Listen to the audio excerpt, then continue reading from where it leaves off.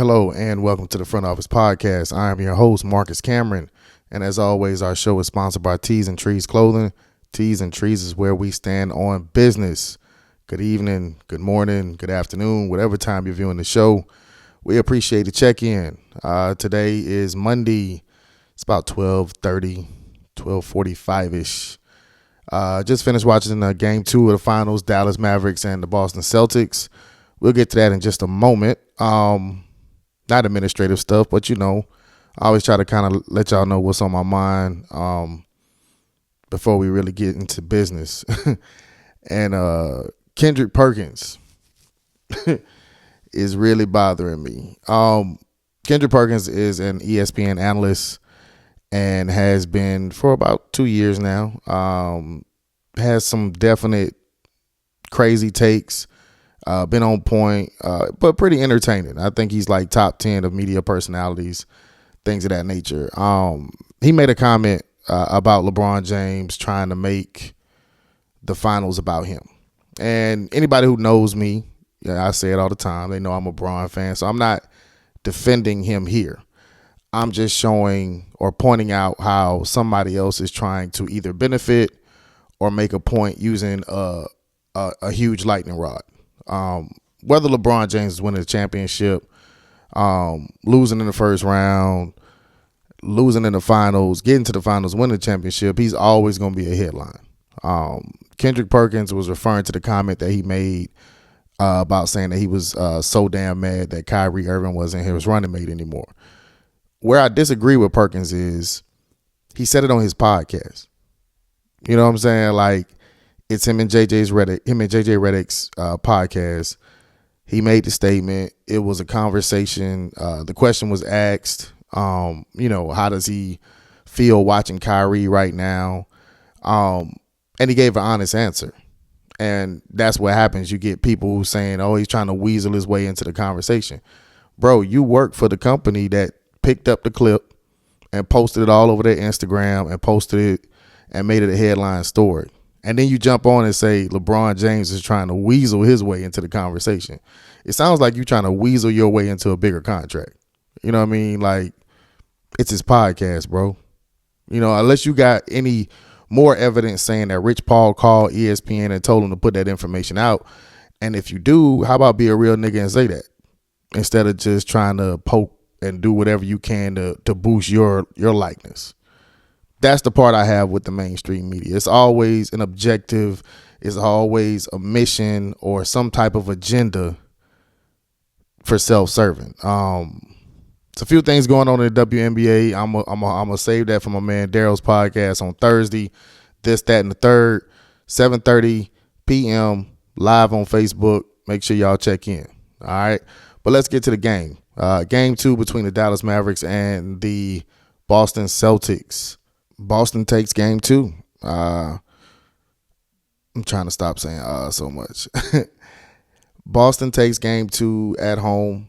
Closer game. I would have picked Dallas if I would have put out a show. I'm sorry about that. I had a lot going on.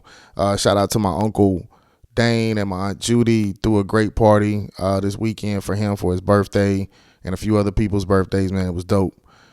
But back to the game. Great game. I thought Dallas played a lot better. I thought they played with more force. Defense was a lot better. Excuse me. Their defense was a lot better. Boston didn't shoot the ball well, and they'll tell you, oh, well, they're going to make shots. Well, all of them shots were kind of contested. Not all of them, but a lot of them were, and I thought Dallas they had a great game plan going into it.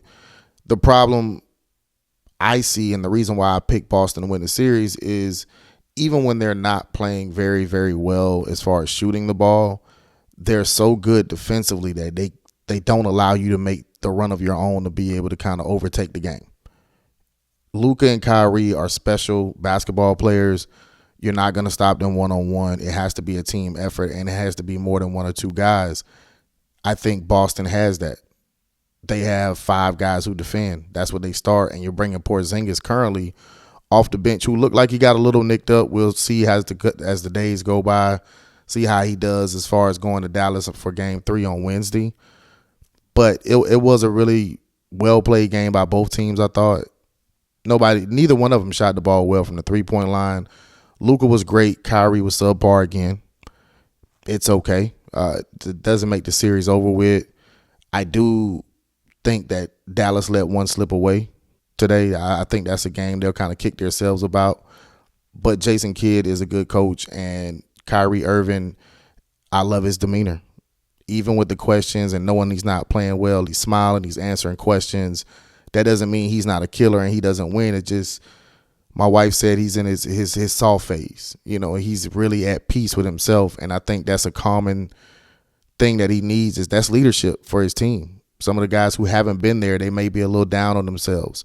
They haven't particularly played well. I thought P.J. Washington was better. I thought Derrick Jones was better as far as points are concerned. But here's where I say stats matter, and a lot of people be like, the stats don't really mean anything. Look at the numbers for the Boston Celtics player by player and look at the player by player numbers for Dallas. You got P.J. Washington. I think he had 13 points, maybe 5 rebounds, 1 or 0 assists. And it looks like that all the way down except for Luka and Kyrie. Now look at the Boston side. Derek White, 18 points, 5 rebounds, 3 assists. Jaylen Brown, 21 points, 7 assists. He did have 6 turnovers, which is, I'm going to touch on that in a second. A few rebounds. Drew Holiday, 26 points. Shot 11 for 14 from the field. Jason Tatum, 18 points, 12 assists, 9 rebounds. Each player does more than just score the basketball. They play on both sides of the ball.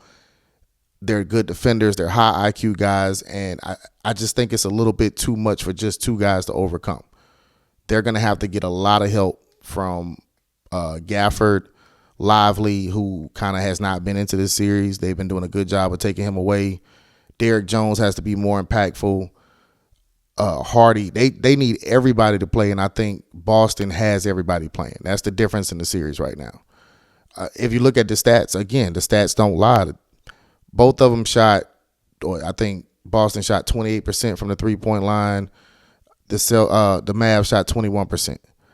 I think they shot about the same amount of free throws. Boston went 19 for 20. I think Dallas went 16 for 24. That's only 3 points, but that's 3 points. They lost by 7. Dallas had 15 turnovers. I think Boston had 11. Okay, there's the other 4 points. It always comes down to little stats, and stats always tell the truth about a game for the most part. There are a few outlying games where teams shot bad, didn't play well, didn't stop anybody, but still found a way to win the game. It happens, but usually not at this level with these 2 teams that are just left. These are the 2 best teams in the NBA left right now. You usually don't see stuff like that, so it does come down to the numbers just a little bit. As far as Jaylen Brown is concerned with how he was making those turnovers, it was a big thing when Jason Kidd made the statement, Jaylen Brown is their best player. It wasn't meant to compliment. It was meant to be a dividing type of thing, and I don't think Jason Kidd thought it would have worked, but if it did, great. I don't think it did. But it definitely raised some questions, and it definitely got out there in the media. It was well played, a good play on words by Jason Kidd. But Brown is a scorer. He is a scorer. He is not a playmaker. He can make plays, but you don't want him doing it at a high clip because that's when you get the 6 turnovers. And everybody's talking about Jason Tatum. Jason Tatum didn't shoot the ball well at all, but he still ended up with 18 points, 12 assists, and 9 rebounds. They are not Batman and Robin. That is 1A and 1B, and on any given night, either one of them is going to be leading you in scoring, and the other one's going to be doing everything possible. That's what makes that team special. It's the reason why I've been picking them for the last 3 years to win the NBA championship. I do think Dallas is going to get 2 in Dallas, though. I thought they would get this one tonight. They had it. Boston was just great on defense. It was a hell of a play by Derek White at the end of block. I think that was P.J. Washington going for a dunk. I think that would have cut it to 3. Big play. Huge play, and Boston just has so many guys making those plays. So we're going to see what happens for Game 3. Definitely will get an episode in before the game. Like I said, I'm going Dallas right now. Again, it's going my way, so I'm not even worried. But I'm going Dallas for Game 3. I'll be dropping another episode. I will let it drop Wednesday morning.